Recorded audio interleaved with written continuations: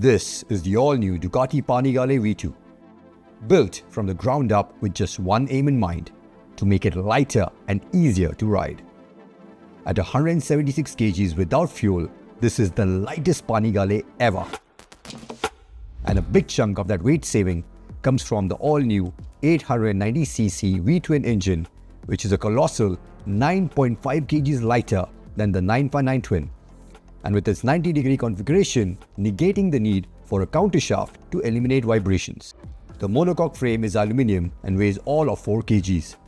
The rear subframe is now aluminium as well, replacing the steel trellis subframe on the old model. And the front subframe is lightweight structural plastic. The wheels are lighter as well, and the new double-sided swing arm is hollow, just like on the Panigale V4.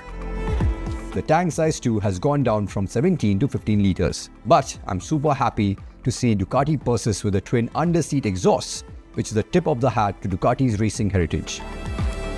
The braking system has also been upgraded to the Brembo M50s at the front.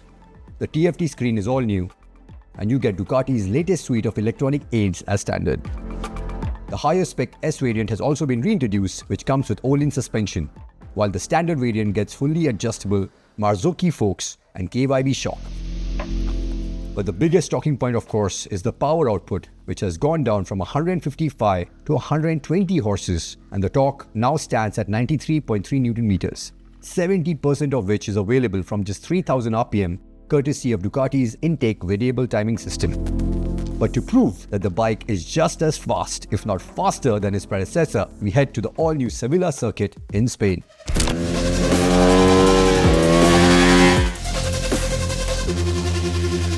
What a day, what an amazing day it's been to be one of the first guys to ride here at the Sevilla circuit. Such a brilliant track, really technical.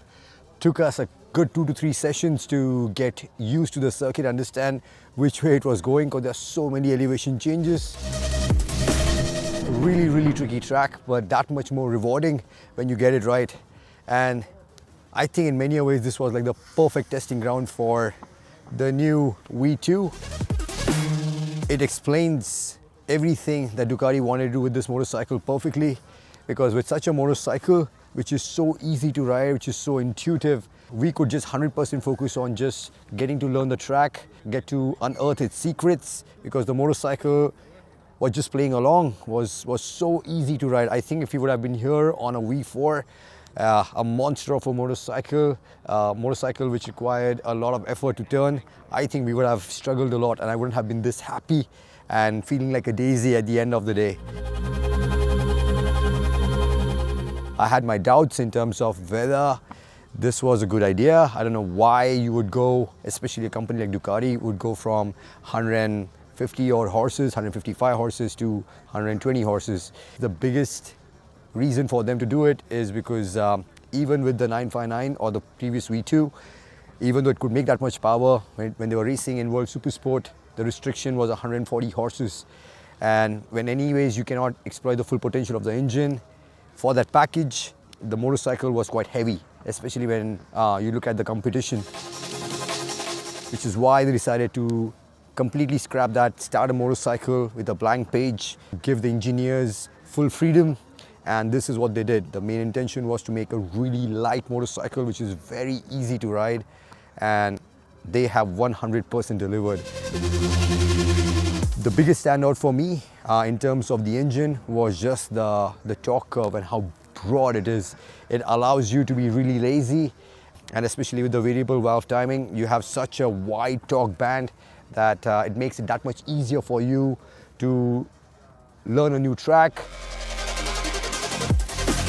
Even if you enter the corners in a gear or two higher, it still has enough juice to pull through. You'll not clock the fastest lap timings, but you'll definitely get there much quicker.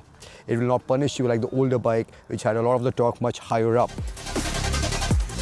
We have almost 70% of the 93 odd Newton meters of torque that you have available from just 3000 RPM. And yeah, that's why this flexibility in terms of the engine, I think is going to be a key factor, not just here on the track, but also on the road. The chassis, very intuitive, very direct, very communicative, and the bike just turned so well. It just followed your line wherever you want to place it. And along with the lightness, what you also really appreciate, especially on a track like this with the new Panigale V2, is the agility. It's really shown through on a track like this. This is like the third biggest track in Spain. It has a bit of everything. You have really fast sections, you have a really long straight, but then the last bit is very, very technical. It's left and right corners. It looked menacing. It looked like, wow, that looks like a whole lot of work. But from the first session on, even when we picked up the pace, the motorcycle was so easy to flick into corners. It was so agile, so nimble, but at the same time so sure-footed. The only places where we had a little bit of trouble with the bike moving around was right after the back straight. There's a long right-hand corner, which was quite bumpy, and the next corner right after that, just when you're braking, there were quite a few bumps, because I think this track again is made on marshy land, so you already have bumps on them. But other than that, once you figure out a line, the motorcycle was turning on the T. Of course, we were riding with slicks, SE1s, so you had tons and tons of grip, which of course made the motorcycle that much more forgiving. It normally comes stock with Rosso 4 tires, which I'm a little bit disappointed with, because the previous V2 came with at least Rosso Corsa 2s, which were really, really good tires. This, I feel, is a little bit of a cost-saving measure.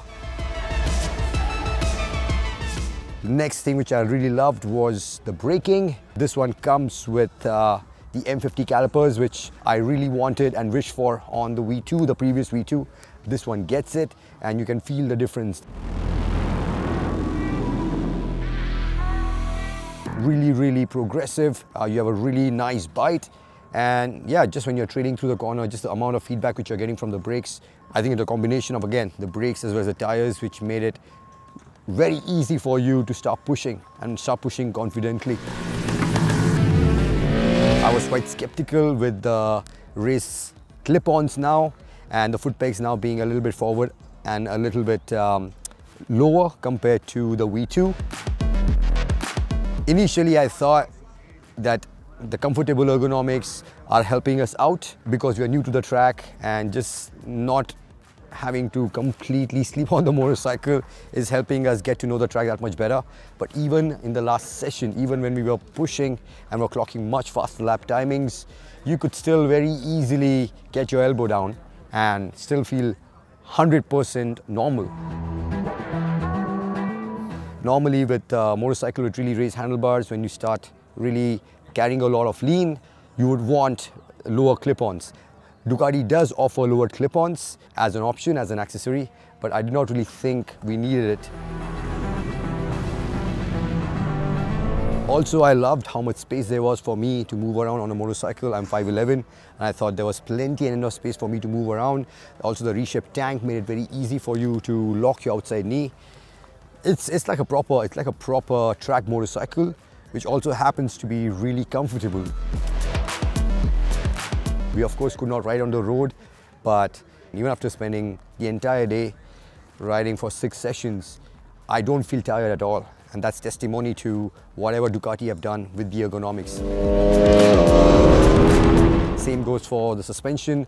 Now you also get, on the S version, you get ohlins suspension at the front and the back. You have a piggyback at the back, and you have Mix 30 at the front. And yeah, really, really good equipment.